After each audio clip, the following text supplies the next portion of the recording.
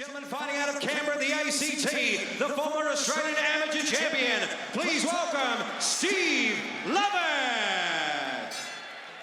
I started boxing when I was 13 through my grandfather. My grandfather set up a heavy bag in the backyard. I'd watch the videotapes and imitate all these greats that I was watching, like the Ali's, Fraser, all these old-time fighters that he'd introduced me to.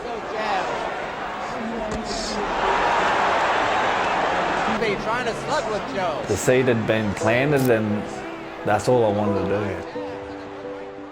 In Canberra, so my brother, we were both heavily into cricket. We love cricket, so we started, I think it was under 10s, would play cricket every weekend.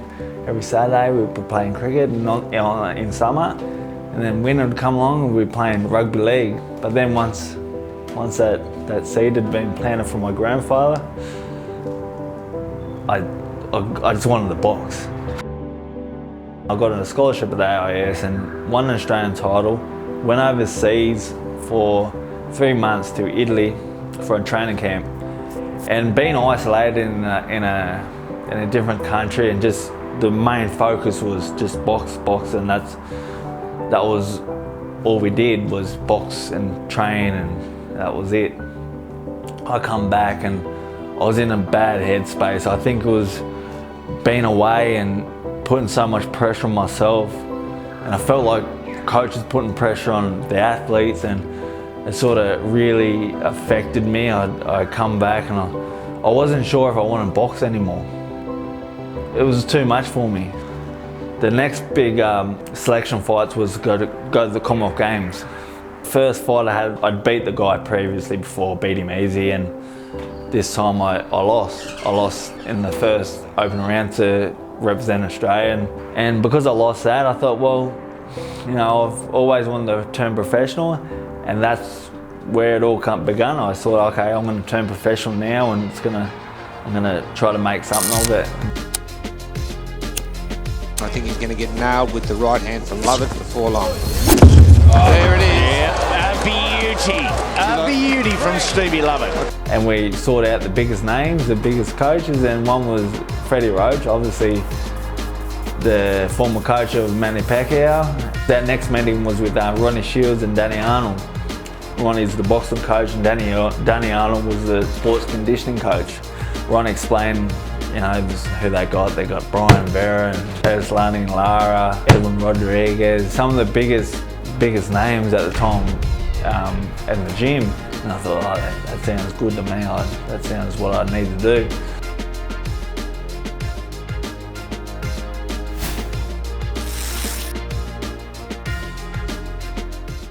I wasn't scared to get in the boxing ring, or I wasn't scared to get hit, but I was scared and afraid of what people thought of me if they didn't think I was good enough.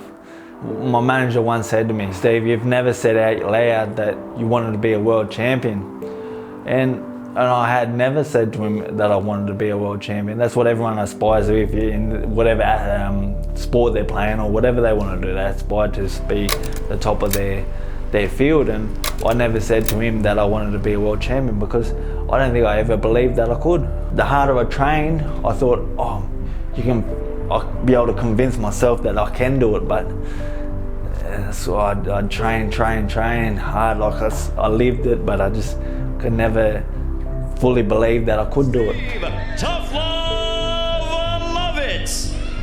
And I fought a younger guy, his name's Regan Desault, and you've experienced the best training in America. You can take on anyone. Oh, this is Australia. I've been doing top level stuff in America.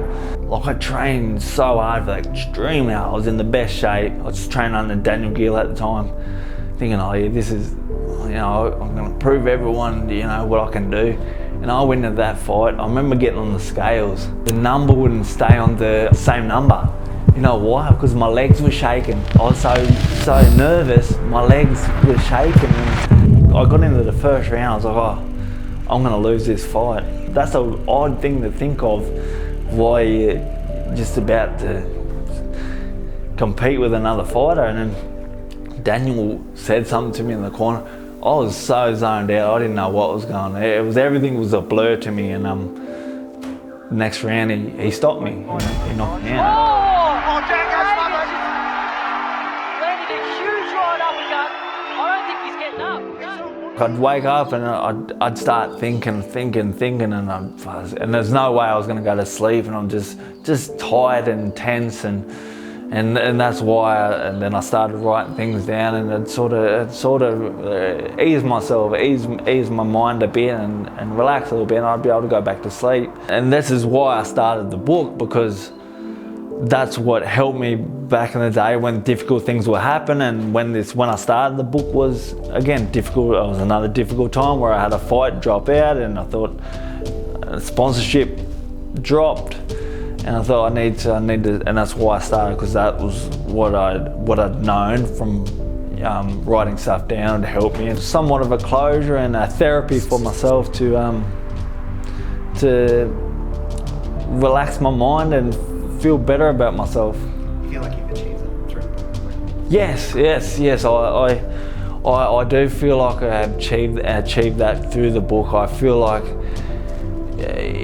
everyone has a purpose in life, and I thought my purpose was boxing, but maybe my purpose isn't boxing. Maybe my purpose is to help other people, help people understand what they're going through, and to be happy, because again, I isolated myself for a long time, and I isolated myself from happiness. So I feel like it's something that maybe I can help other people with, and to help people get through it, or to have a more rounded life, and to still enjoy life, have that focus, that goal, but still enjoy other things in life.